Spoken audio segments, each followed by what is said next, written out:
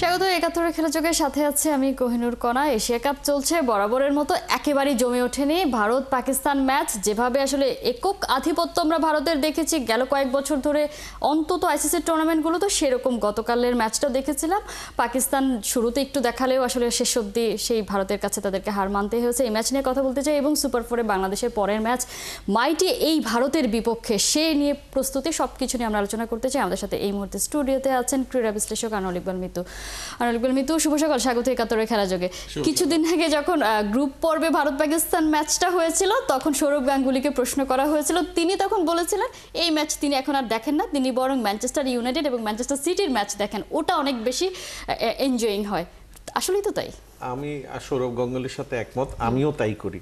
কারণ কি, তারপরেও বলবো যে গতকালকের খেলাটা লিগ পর্যায়ের থেকে একটু বেটার হয়েছে। কিন্তু একটা জিনিস আপনি খেয়াল করেন, পাকিস্তান দে লস দেয়ার অপরচুনিটিস। কারণ রিজওয়ান যখন জিরোতে লাইফ পেল এবং আরেকটা লাইফ পেল, আপনি দেখেন অভিষেক শর্মা, তারপরে আপনার শুভমান গিল এবং আপনার কুলদেব যাদব যেসব ক্যাচ ফেলেছে, এরপরে ওদের অন্তত পক্ষে, আমি বললাম না যে ওই রানটা হলে জিততে পারতো, আর একটু ফাইট হতো যদি, এটা ওরা 190-195 করতে পারতো। কিন্তু তারা এক পর্যায়ে যেই তাদের 10-15-10 এরকম রান ছিল। তো এখন যেটা হয়েছে, আসলে আমি যেটা মনে করি আইপিএল এর বদলতে ইন্ডিয়ার এত বেশি প্লেয়ার আছে। আপনি দেখেন জয়সালের মতো প্লেয়ার টিমে চান্স পাচ্ছে না। জয়সাল যে কোনো টিমের আপনার ওপেনিং ব্যাটসম্যান হিসেবে খেলতে পারবে, যে কোনো টিম, কিন্তু তারপরে দেখেন নাই টিমে। তো আমি যেটা মনে করছি যে এশিয়া কাপে ভারত যদি ৩ নম্বর দলও পাঠায়, তাদের সাথে জেতাটা টাফ।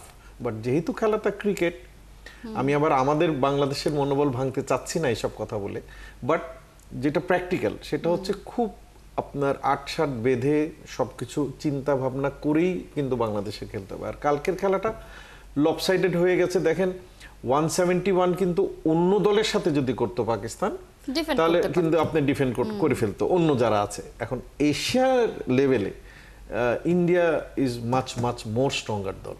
এটা এবং খেলায় তো আমরা আসলে কোনো সেইভাবে কোনো এন্টারটেইন করাই তো আসলে আসল কাজ, সেটা কিন্তু আমরা এন্টারটেইন হচ্ছি না। কিন্তু মাঠের বাইরে অনেক বেশি আলোচনা, গতকালও আমরা দেখেছি হাত মেলায়নি তারা, এবং সেটা নিয়ে অনেক বেশি আলোচনা হয়েছে। মানে এটা কি শুধুমাত্রই কভারেজের কারণে বা মিডিয়াতে এইসব কথা ছড়ায়? আসলে দেখেন, এটা বলতে গেলে পলিটিক্স চলে আসবে। কিছুদিন আগে তাদের মধ্যে একটা যুদ্ধ ভাবই হয়ে গেছিল, মানে আপনার যুদ্ধই হয়েছে, যেটা আমেরিকা দাবি করে, যেটা বন্ধ করেছে। বাট কালকে কিন্তু আমি যেটা ইউটিউবে আজকে সকালে, যেহেতু আমার টক শো আছে, একটু আমি ঘুরছিলাম, দেখলাম হারিস রৌফ আপনি কিন্তু নানাভাবে অঙ্গভঙ্গি করে ওই যে রাফাল প্লেনটা পড়ে গেছে এই সে, এগুলো কিন্তু সে দেখিয়েছে। দর্শক ওয়াজ ভেরি ফিউরিয়াস। তো আর ওই সাহিবজাদাকে আমরা দেখেছি 50 করে, তিনি যে আসলে যেভাবে সেলিব্রেশনটা করেছেন, ধরেন যাদের জীবন গেছে তাদের জন্য খুব প্যাথেটিক। আমরা তো স্পোর্টস পার্সোনালিটি, ঠিক আছে, স্পোর্টস এর মধ্যে পলিটিক্স আনবো না, কিন্তু রিসেন্ট যে ঘটনাগুলো ঘটে, যার যায় সে কিন্তু বোঝে। আমরা কিন্তু 2 দিন পরে ভুলে যাব। যেমন 25 জন যে মারা গেল, তারপরে ধরেন এরাও তো ওইখানে বোম্বিং করেছে, সেখানেও পাকিস্তানের কেউ মারা গেছে। আবার এইটা আপনার যতদিন পর্যন্ত ভারত পাকিস্তান থাকবে, আমার মনে হয় না আমাদের জীবদ্দশায় দেখে যেতে পারবো যে তাদের মধ্যে একটা ফ্রেন্ডলি আবহাওয়া বা শান্তি আমরা আসলে কখনোই দেখতে পাবো না হয়তো। পাকিস্তান পিছিয়ে যাওয়ার আসলে কারণ কি? এটা কি সেই পলিটিক্সের কারণে? আমাদের ক্রিকেটেও দেখি আসলে খেলার চেয়ে ধুলা বেশি, পাকিস্তানেও কি তাই? আসলে দেখেন, পাকিস্তান কিন্তু সব সময় ট্যালেন্টেড নির্ভর দল ছিল, লাইক ব্রাজিল। আমি ফুটবল টেনে আনলাম, ব্রাজিলের এখন যেমন অবস্থা ফুটবলে, পাকিস্তানের অবস্থা কিন্তু তাই। কিন্তু কিছুদিন আগেও দেখেন, আপনি যদি 2-3 বছর আগে যান, বাবর আজমের নেতৃত্বে পাকিস্তান কিন্তু তাহলে সেই দলই এখন পারছে না কেন? একটা হচ্ছে দেখেন রেগুলার প্র্যাকটিসে, যেমন সত্যি যাই বলি, পাতানো খেলা হোক বা না হোক, আইপিএল এ যেই পরিমাণ আপনার প্লেয়ার তৈরি হচ্ছে, আমি বলছি তৈরি হচ্ছে। আজকে দেখেন বিরাট কোহলি নাই, রোহিত শর্মা নাই, কোনো ইম্প্যাক্ট আপনি দেখেন যে টিম দুর্বল হয়ে গেছে? আমাদের কিন্তু দেখবেন হাবিবুল বাশার চলে যাচ্ছে, আল্লাহ কি হবে, এই আপনার মাহমুদুল্লাহ রিটায়ার করবে না, আপনি তাকে ধরেন 80 বছর পর্যন্ত খেলাবেন, ওই প্র্যাকটিসটা কিন্তু ইন্ডিয়াতে নেই।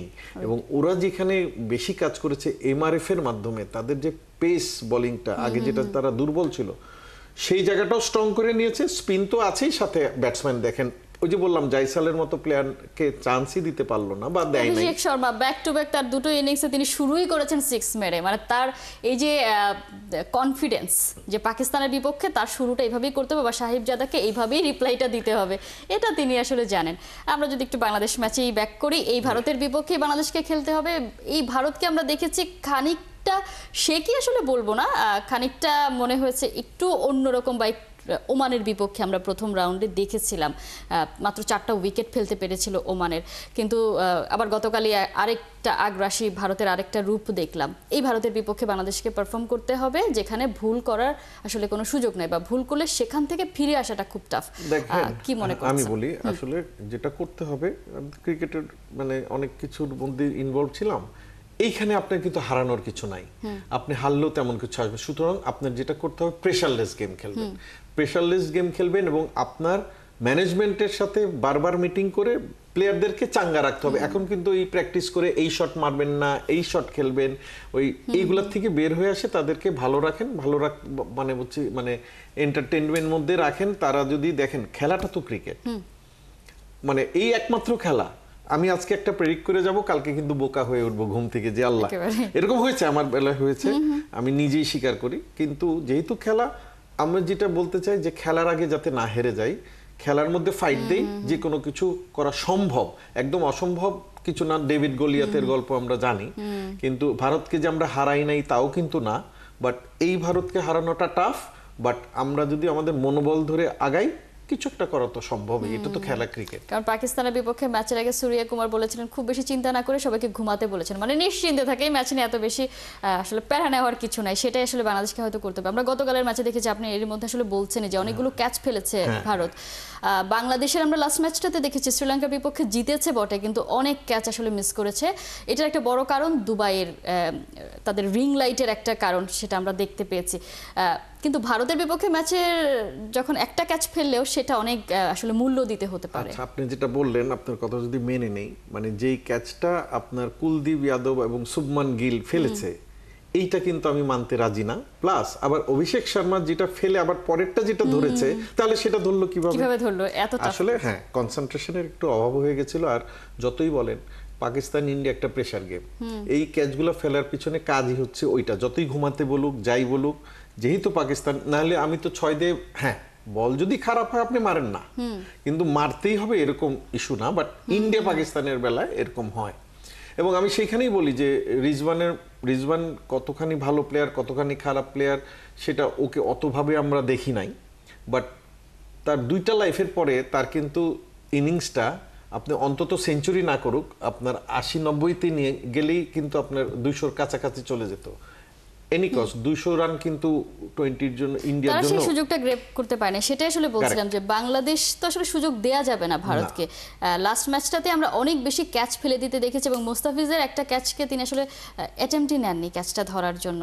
সেটা নিয়ে অনেক বেশি আলোচনা হয়েছে যে বাংলাদেশের ক্রিকেটাররা সামহাউ ডাইভ দিতে চান না, তারা হয়তো, বা আমরা যেটা আসলে দেখতে পাই ফিটনেসের একটা, সব থেকে বেশি তো আসলে ফিটনেসটাই জরুরি ভালো ফিল্ডিং এর কারণে, সেই জায়গায় কোনো অভাব দেখেন কিনা? হ্যাঁ, এটা তো অবশ্যই দেখি। দেখেন কিছু কিছু দল আছে শুধুমাত্র ফিল্ডিং দিয়ে 30-40 রান সেভ করে ফেলে, যেমন সাউথ আফ্রিকা, দেখি যেমন আপনার নিউজিল্যান্ড। এক নম্বর দল, হ্যাঁ না বড় ছোট ইস্যু না। আমি এদের কাছে, আপনি কত বছর ধরে এখন খেলছেন, এখন তো আপনাকে নতুন বলা যাবে না, কারণ আপনি কিন্তু বিশ্বের সমস্ত দেশকে কিন্তু হারিয়েছেন। কিন্তু এই 2টা খেলায় আমি দেখলাম যে আমরা যেমন বলি না ক্যাচেস উইন ম্যাচেস, এইখানে কিন্তু উল্টা হলো, ক্যাচ ফেলেও কিন্তু 2টা দলই জিতলো।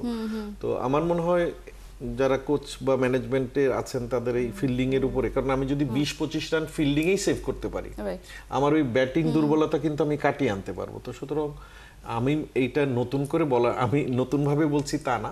আমাদের তো এখন কোচ সালাউদ্দিন, সে বাংলাদেশি মানুষ, সে আমাদের থেকে আরো ভালো জানে যে কাকে কোনটা বলতে হবে, কোনটা করবে। তো ওইভাবে যদি নিজেদের ভুল শুধরিয়ে খেলতে পারে, শুধু ব্যাটিং বোলিং দিয়ে, কালকে যেটা হয়েছে এটা ফ্লুক। কারণ এইসব খেলা যদি বড় টিমের সাথে ভারত আপনার এই ক্যাচগুলো ফেলতো, তাহলে কিন্তু রেজাল্ট ডেফিনেটলি অন্যরকম হওয়ার স্কোপ ছিল। তো সুতরাং ভারতকে আমরা আবারও বলি, হারাবই এই শব্দতে আমরা না গিয়ে, আমরা খেলার আগে যাতে না হারি এবং আমরা গিয়ে আগে ফাইট দেই। এবং একটা জিনিস আমি বলবো যে বাংলাদেশ ওই বৃত্ত থেকে বের হয়ে আসছে যে টসে জিতলে আগে একটা ব্যাটিং করে ফেলতো, এখন কিন্তু দেখেন ব্যাটিংও করে বোলিংও করে।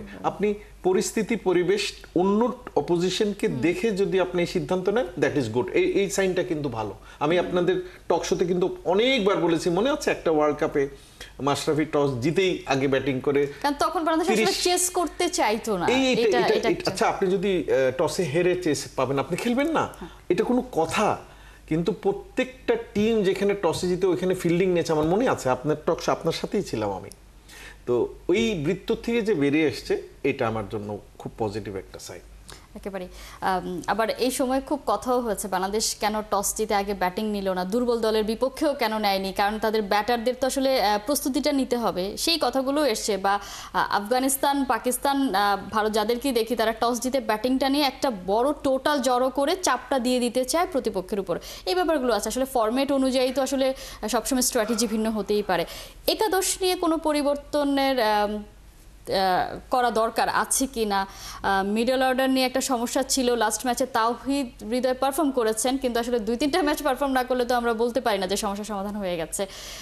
এবং ফিনিশিংয়ে প্রবলেম আছে এখনো পর্যন্ত। না তা তো ডেফিনেটলি আছে, কিন্তু যেটা আমি মনে করি যে উইনিং স্টিকটা না ভাঙলেই ভালো।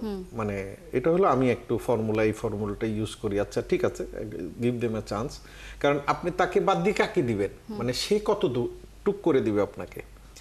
আমার যে রিসোর্স আছে তার মধ্যেই তো বেস্ট 11টা আমরা দিচ্ছি, মানে চেষ্টা করছি হয়তো বা। তো উইনিং যেহেতু 2টা গেম জেতা হয়ে গেছে, মানে এই টিমটা ভালো করলো, মানে শ্রীলঙ্কা কিন্তু আপনাকে হেল্প করলো।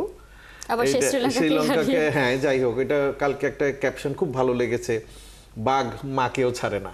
তো সেই কাজটা বাংলাদেশ কালকে, যেহেতু শ্রীলঙ্কাকে আমরা হারিয়েছি, একটা chances of going to final আমার চোখে ভাসছে।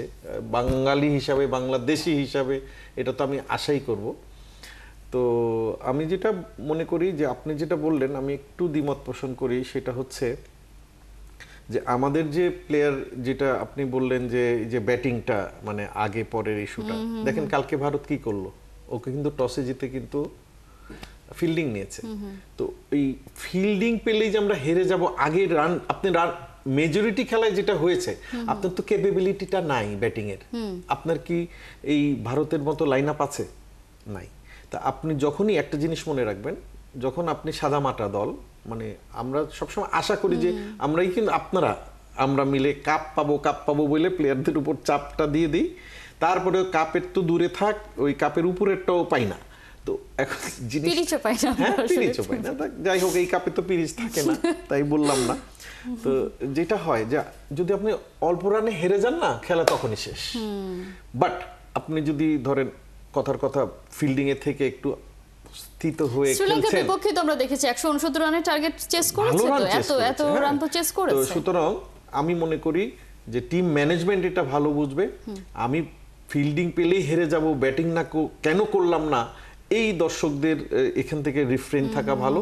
ওই টিম ম্যানেজমেন্টই ঠিক করুক তারা কি করলে কি হবে। আর টসটা তো ধরেন আপনি হারতেও পারেন, হেরেও তো আপনি এটা নিয়ে আসলে বাড়তি কোনো চাপ নেওয়ার কোনো দরকার নেই। একদম ফ্রি। এই যে আমরা বললাম, আমরা তো আমাদের হারানোর কিছু নাই, মানুষ তো প্রেডিক্ট করেই রাখবে যে ভারত জিতবে, বাংলাদেশ হারবে, এটাই তো থাকবে। বুকিজেরও একই জিনিস থাকবে। কিন্তু খেলাটা cricket, it is not soccer, it is not basketball, এটা আপনার ইয়েও না। সুতরাং ক্রিকেটে সবকিছু সম্ভব, বাট আপনি নার্ভাস হবেন না।